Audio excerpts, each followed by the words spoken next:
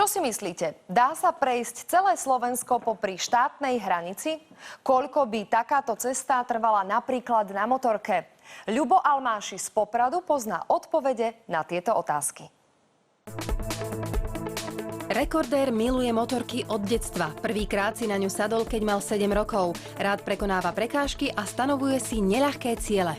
Prvé, čo ma najviac prekvapilo ešte tesne pred rekordom, bolo počasie, ktoré som videl, že sa vyvíja veľmi zle a nie v môj prospech, kedy hlásili prehánky, dažde na celom území Slovenska. Otázkou bolo, či to zvládne, veď ho okrem zlého počasia čakal nedostatok spánku a nečakané nástrahy. Už len skrz mojej profesii, kde som ručne vodič a tam jednoducho neexistuje, že si človek zastaví a ide si zdriemnúť, ale musí prekonať únavu, takže som zvyknutý ťahať bez problémov 1-2 dní a žijem.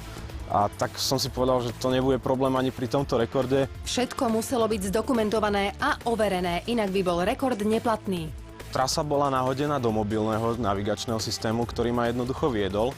A v druhom mobile bola zase navigácia, ktorá ma sledovala, moju GPS polohu. Popri tom dohoda bola, že budem z niektorých miest zasielať tieto selfie fotky, kde jednoducho bude viditeľné, že na ktorom som mieste a že som to ja. Na niektorých úsekoch trasy boli problematické cesty. Ani toho neodradilo v pokračovaní dobrodružstva. 500 metrov to bolo bezproblémové a potom začalo totálne blato, kde som sa jednoducho tak vytrápil s tou motorkou. Tá motorka je ťažká. A v pozadí už som videl v diaľke, že nejaké auto tam stojí, si myslím, poľnohospodári sa na mne dobre bavia. A idem a zrazu pozerám, ale to nie sú poľnohospodári, to sú policajti, ktorí už tam na mne čakali, si ma odchytili, že potrebujú doklady odo mňa, lebo som už na ukrajinskej hranici, ktorá sa jednoducho stráži. Prestávky boli len pri tankovaní pohonných hmôt približne každých 350 kilometrov. Je to neuveriteľné, ale za celý čas spal len raz, aj to krátko.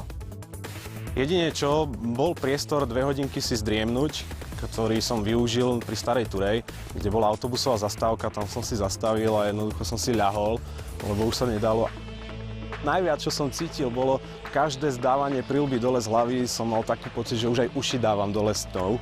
Strašná bolesť, lebo v tej prilbe je to stiesnené a takisto to sedenie robí svoje.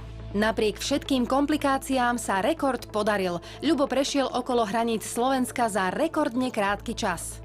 Dĺžka toho rekordu bola 28 hodín 18 minút a bolo to 1584,7 km. Jednoducho snažil som sa dodržiavať konštantnú rýchlosť a nie nejako sa naháňať po dedinách.